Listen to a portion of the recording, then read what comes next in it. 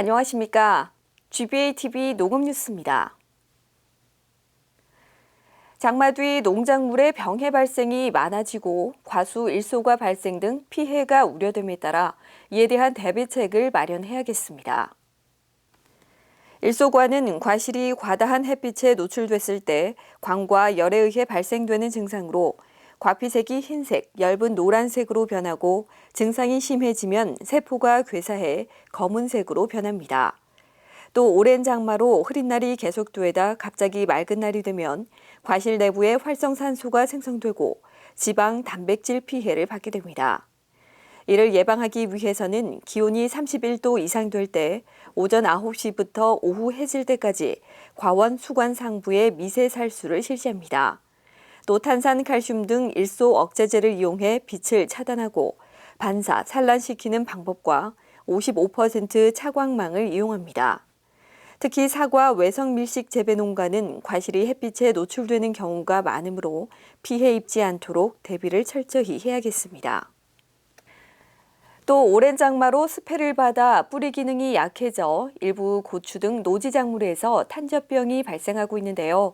철저한 방제를 통한 수량 확보에 만전을 기해야겠습니다. 고추 탄저병은 고온 다습한 환경에서 발생하는데 빗방울에 의해 병원균이 튀어 확산되고 8월 수확기에 많은 피해를 줄 수 있습니다. 특히 앞으로도 비가 오는 횟수가 많고 고온이 지속될 것으로 예보되고 있어 고추 농가에서는 각별한 주의가 요구됩니다. 탄저병 피해를 줄이기 위해서는 무엇보다 사전 예방이 중요하므로 탄저병이 발생하는 과실은 발견 즉시 제거해 주변으로 확산되지 않도록 하고 적용 약제를 살포합니다. 한편 기술원은 현재 병해충 예보 시스템을 운영하고 있으며 지난 10일과 18일 2회에 걸쳐 농가용 앱으로 탄저병 발생 예측 자료를 즉시 통보했습니다. 기술원은 복숭아 주산지 명성에 걸맞게 지역 특화 사업으로 청도 복숭아 명품화 단지 조성 사업을 추진하고 있는데요. 그 결과 자체 육성한 복숭아 신품종 보급과 브랜드화 비율 증가 등 큰 효과를 거둔 것으로 나타났습니다.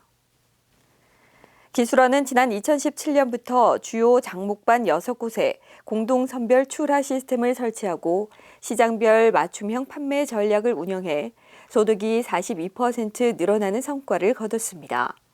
또 자체 육종한 수황과 금황 등 신품종을 조기 보급해 다품종 재배로 출하 시기를 분산했으며 기존 배상형 수형을 8매트 수형으로 수고를 낮추어 재배하는 등 품종 갱신과 새로운 수형 보급도 함께 진행했습니다. 그 결과 재배 면적은 25% 늘고 생산량은 43%, 브랜드화 비율도 85% 증대됐습니다. 특히 공동선별 시스템 운영을 통해 연중 28명의 고용 인력을 신규 창출하는 성과도 거뒀습니다. 다음은 농업기술원의 간추린 소식입니다.